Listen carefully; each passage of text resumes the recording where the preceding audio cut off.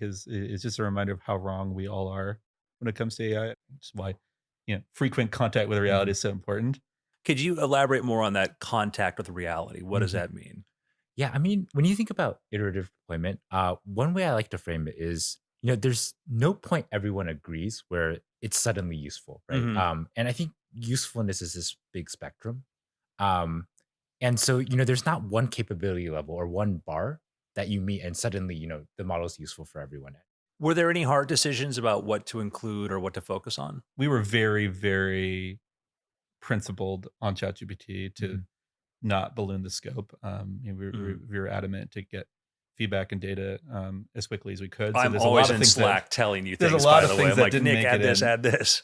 I remember actually there was a lot of controversy about like the UI side. For example, we didn't launch with history, even though we Mm. thought people Mhm. would probably want that. And guess what? That was the first um, request.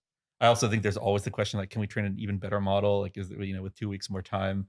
I'm glad we didn't because we I think got a ton of feedback as we did. So yeah, there was a ton of those scope discussions, and the holidays were coming up, so I think we had this kind of natural forcing function for getting something out. Yeah, there's this habit of things that if it's gonna come after a certain point in November, it's not gonna come out till, like, February. There's a sort of window where things would fall on either side.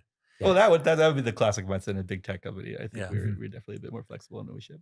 I felt like one of the big impacts was once people are out using it, it felt like the rate of these things improving was tremendous. I don't know if that was something that we really had in the calculus. We could certainly think about training on larger site, more data, scaling compute, but then the idea of actually having the signal you would get from that many people using it.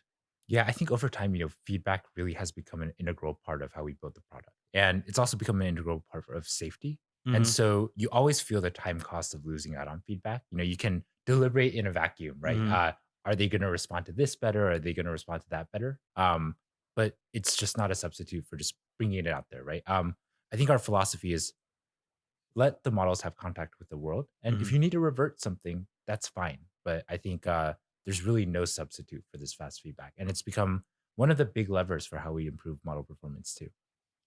It's sort of funny, like, Mhm. I feel like we started with shipping these models in a way that is more similar to hardware, where you make, like, one launch Mhm. very rarely, and it has to be right, and, you're not gonna update the thing, and then you're gonna work on the next big project, and it's capital intensive, and the timelines are long. And over time, and I think ChatGPT was kind of the beginning, it's looked Mhm. more like software to me, where you make these frequent updates. Mhm. You have a kind of a constant pace the world can adopt. Something doesn't work, you roll it back, and you sort of lower the stakes in doing that, and you increase the empiricism, and of course, just operationally too, you can innovate faster and in a way that is more in touch with what users want.